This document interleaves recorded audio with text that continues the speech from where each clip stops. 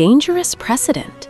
Nationalizing midterms may be politically smart, but is it legally safe? Constitutional experts warn the line between influence and institutional imbalance is thinner than voters think. Is nationalizing midterms legal? Experts warn of a dangerous precedent. Presidents have always campaigned hard during midterms, but when messaging turns every local race into a national loyalty test, constitutional scholars start asking a different question. Is this still balance or a shift in power? Why this matters? Midterms were designed as a structural check on executive authority. If they become fully nationalized around a single president, congressional independence and federalism could weaken over time. Full story? 1. Is it legal to nationalize midterms? Legally, presidents can campaign nationwide, presidents can endorse candidates, presidents can frame elections around national issues. Political messaging is protected speech. There is no law banning strong presidential involvement. 2. Where experts raise concerns.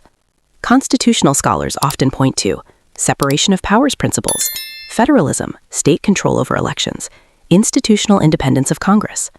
If presidential pressure begins shaping how states administer elections, how federal agencies operate during campaigns, how loyalty becomes the primary test, the concern shifts from legality to constitutional stability. 3. The precedent question. A dangerous precedent doesn't always mean illegal.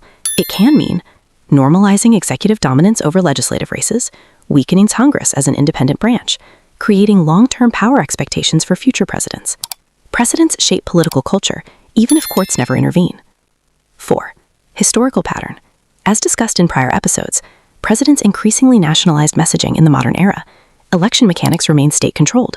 Courts intervene only when executive action crosses legal boundaries. So far, rhetoric has expanded, authority has not. So, the legal line. Campaign speech, legal. Direct control of election administration, unconstitutional. Federal interference in lawful state processes, subject to judicial review. The Constitution protects persuasion, not domination. National impact. If midterms evolve into purely presidential loyalty contests, the structural check designed in 1787 could weaken politically, even if no law is broken. Outro plus CTA? Is strong presidential campaigning just modern politics, or does it risk long-term institutional imbalance? Subscribe to One America Daily for fact-driven U.S. political analysis. Question trigger? When does political strategy become a constitutional concern?